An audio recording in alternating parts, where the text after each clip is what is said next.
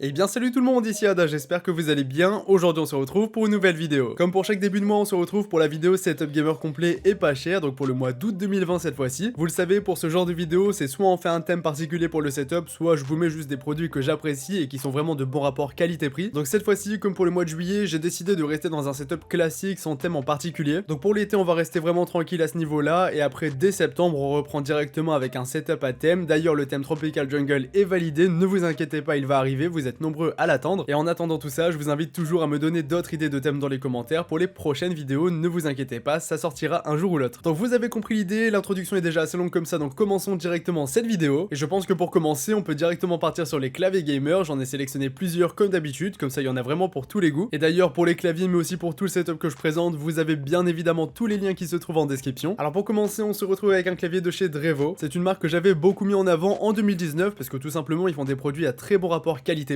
Après ils étaient plus trop en stock, du coup je les ai retirés, je les ai mis un petit peu de côté, mais cette fois-ci c'est de retour et je trouve que c'est très intéressant pour ce genre de vidéo. Donc on se retrouve avec un clavier gamer mécanique qui est équipé de switch rouge, marron ou bleu. Alors personnellement je partirais plutôt sur des reds ou des browns, les bleus j'en suis pas spécialement fan, je trouve ça vraiment trop bruyant. Après chacun ses goûts, certains aiment bien donc au moins vous avez le choix. On est sur un clavier TKL donc il n'a pas de pavé numérique sur le côté, personnellement je trouve que c'est bien pour jouer, après sinon ça peut être un petit peu moins pratique. Bien évidemment sur ce clavier on a un RGB qui est bien présent, c'est pas le plus joli que j'ai déjà pu voir mais il est présent et il est durable dans le temps. Après bien sûr sur ce clavier on peut aussi programmer des touches en macro, donc enfin bref vous avez compris, il est bien complet, il y a vraiment tout ce qu'il faut sur ce produit. Donc dans l'ensemble on est sur un clavier qui est vraiment très complet. Au niveau du design je trouve qu'il reste très basique, après pour son prix on peut lui excuser. D'ailleurs au niveau du prix il est vendu à 60€ sur Amazon pour un clavier gamer mécanique avec des switches red, brown ou blue au choix, c'est vraiment très bien je trouve. Donc si vous avez un petit budget entre guillemets pour un clavier gamer mécanique, celui-ci vraiment c'est une valeur sûre, donc n'hésitez pas. Ensuite j'ai aussi pensé à ceux qui avaient un plus gros budget pour le clavier, qui cherchent vraiment un clavier au top du top. C'est pourquoi je vous ai aussi mis le HyperX Low Elite RGB, un clavier qui pour moi a vraiment beaucoup d'avantages pour très peu d'inconvénients, à commencer par son design. Donc je sais pas ce que vous en pensez, mais moi personnellement je le trouve vraiment réussi à 100%. C'est un clavier qui pour moi a vraiment tout ce qu'il faut et en plus de ça c'est vraiment bien fait. D'ailleurs cette fois-ci sur le côté droit on peut retrouver une partie de TKL pour ce clavier, mais aussi des raccourcis multimédia. Que j'aime beaucoup sur ce clavier, c'est des touches de différentes couleurs, donc les touches qu'on va le plus utiliser pour jouer sont grisées. Et c'est pareil en haut à droite pour les raccourcis multimédia, c'est l'aluminium et c'est vraiment très joli. En plus de ça, HyperX ils sont très bons, ils ont fait un RGB vraiment digne de ce nom pour ce clavier, avec notamment une petite bande RGB sur toute la hauteur du clavier, c'est vraiment très joli je trouve. Bien sûr tout ça on peut le régler avec logiciel directement, c'est pareil pour les touches macro. Donc niveau qualité de fabrication je trouve que c'est vraiment au top du top. Après bien sûr on est sur un clavier mécanique, ça j'ai oublié de le préciser mais ça me paraît logique. On est sur un clavier qui est équipé de switch chez RMX Red, donc vraiment des très bons switch ultra réactifs. Ce qui est peut-être un petit peu dommage au niveau des switch, c'est qu'il est dispo en switch Red mais pas en speed ou silent. Après Red ça peut amplement faire l'affaire, mais moi depuis que je suis passé sur du silent vraiment je peux pas m'en passer, je trouve ça vraiment très bien. Et ce qui est très bien aussi avec ce clavier et ce qui est pour moi important, c'est aussi qu'il est vendu avec un repose-poignet qui est inclus. Si vous voulez vous le mettez, si vous n'en voulez pas vous ne le mettez pas. Donc ce clavier pour moi il est presque parfait, il a énormément de points positifs pour très peu de points négatifs comme je vous l'ai dit au début. Il est vendu à 125€, donc c'est un budget mais je trouve vraiment qu'il vaut son prix. Donc si vous avez les moyens n'hésitez pas, vous ne serez forcément pas déçus. Donc voilà pour les claviers. Ensuite au niveau des souris pour accompagner ces différents produits, j'en ai sélectionné quelques-unes. La première elle est sortie il y a pas très longtemps, donc c'est la Corsair M55 Pro RGB. On est sur une entrée de gamme de chez Corsair mais qui est vraiment très complète je trouve. Déjà pour commencer c'est une souris pour ambidex, donc ça vous êtes nombreux à m'en demander, donc la voici. Elle peut monter jusque 12400 dpi, bien sûr tout ça vous pouvez le régler directement sur la souris ou sur le logiciel Corsair. On va aussi pouvoir retrouver 8 boutons programmables, donc ça c'est plutôt cool. Le logo Corsair qui s'allume en RGB, c'est vraiment très joli. Donc une souris qui est vraiment très simple, elle est vendue à 29€ sur Amazon, je trouve que c'est très bien. Donc si vous avez pas trop de budget pour la souris, n'hésitez pas et prenez celle-ci. Après vous avez aussi sa grande sœur, donc la M65 Pro RGB. C'est encore et toujours ma souris personnelle, là ça fait 2 ans que je l'ai à peu près et franchement j'en suis toujours pas déçu. Pour moi cette souris elle est vraiment au top du top, la prise en main et l'ergonomie c'est vraiment parfait. Ce que j'aime vraiment beaucoup c'est l'emplacement du bouton sniper sur cette souris qui tombe vraiment pile sur le pouce, et sur des jeux comme Valorant etc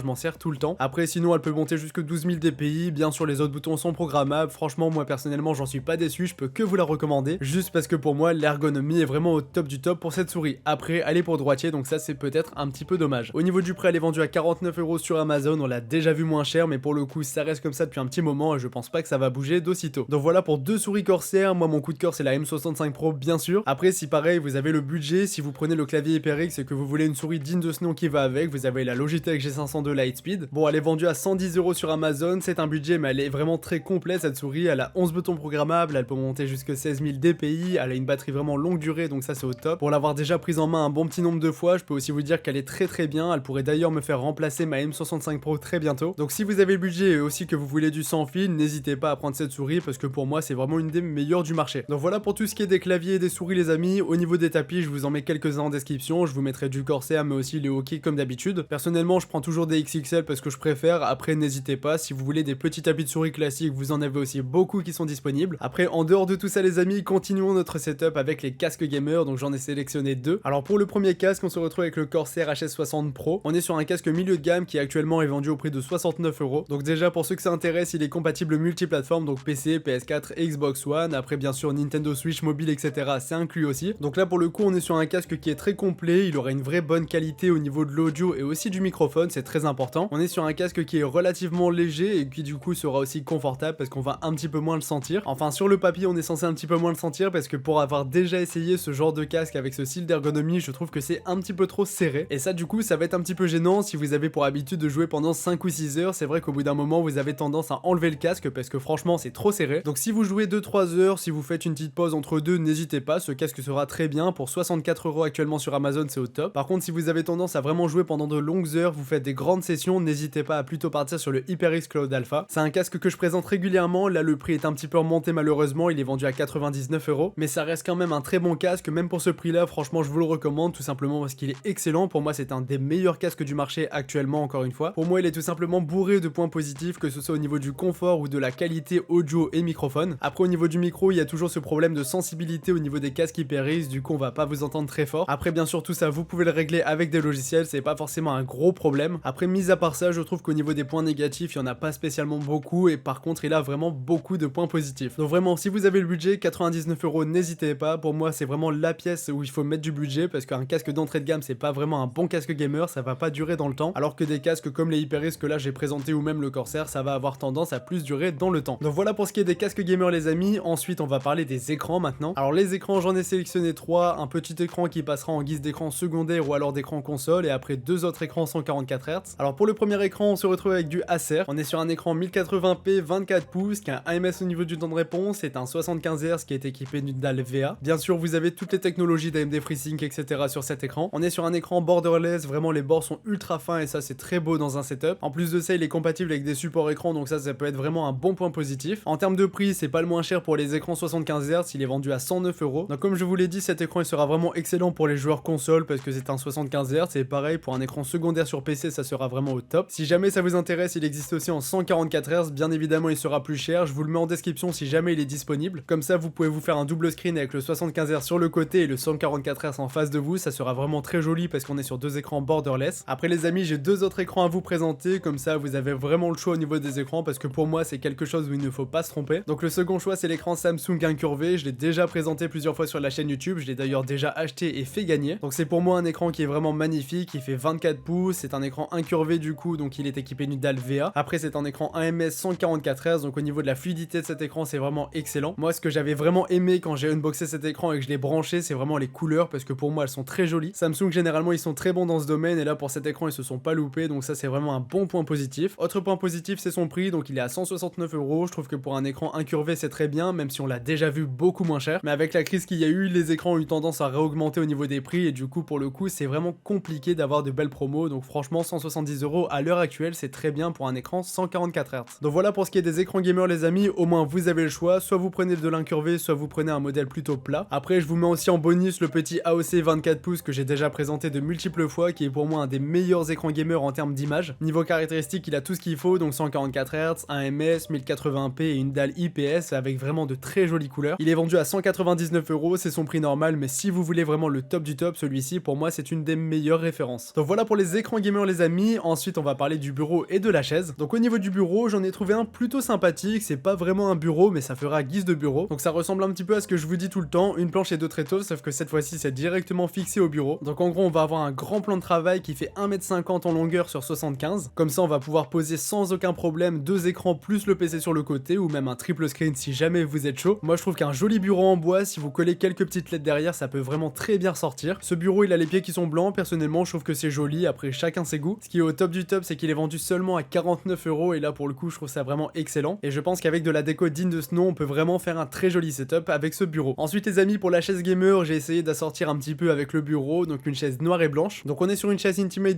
WM, j'ai tendance à les mettre parce qu'ils font vraiment de chaises pas trop chères mais qui sont quand même quali. On va dire que c'est de bonnes chaises pour commencer. Après, bien sûr, si vous voulez une vraie chaise gamer, va falloir mettre le budget, 300-400 voire plus. Là, c'est vraiment pas l'idée, on est autour de 100 euros, même on est en dessous des 100 euros pour ce modèle et je trouve ça vraiment excellent. On va retrouver vraiment tout ce qu'il faut, à commencer par le type de la chaise parce que c'est racing donc c'est un petit peu baquet. On va retrouver deux coussins, donc au niveau de la nuque et aussi en bas du dos. Après, en termes de design, je la trouve plutôt jolie, je pense qu'elle va bien passer dans votre setup, donc vraiment pour commencer, comme je vous l'ai dit, c'est vraiment très bien parce qu'elle est vendue à 99 euros actuellement. Et là, je suis plutôt content d'avoir trouvé cette chaise parce qu'en dessous de 100 euros, généralement, c'est plutôt compliqué à trouver. Donc voilà pour cette vidéo les amis, j'ai présenté tout le setup gamer sans la décoration, je pense que je ferai une vidéo dédiée à ce sujet, n'hésitez pas à me dire ça dans les commentaires si ça vous intéresse. Pour ce qui est des PC gamers, je vous redirige sur ma vidéo top PC gamer pour le mois de juillet 2020. Après j'ai aussi récemment fait des montages PC autour des 600 et 1000 euros. La vidéo de sélection de config PC du mois d'août sortira d'ici 1 à 2 semaines, donc quand elle sortira je vous la mettrai en description. Et en attendant, vous avez toujours mon site internet si vous voulez voir de bonnes bases de configuration gamer, ça pourrait bien vous aider. Donc voilà les amis pour tout ce qui est de cette vidéo, j'espère vraiment qu'elle vous aura plu. Si c'est le cas, n'oubliez pas, un petit abonnement plus un petit pouce bleu, ça fait toujours plaisir et surtout ça m'aide beaucoup. Donc moi je vous laisse là-dessus, c'était Yada, on se dit à la prochaine pour une nouvelle vidéo.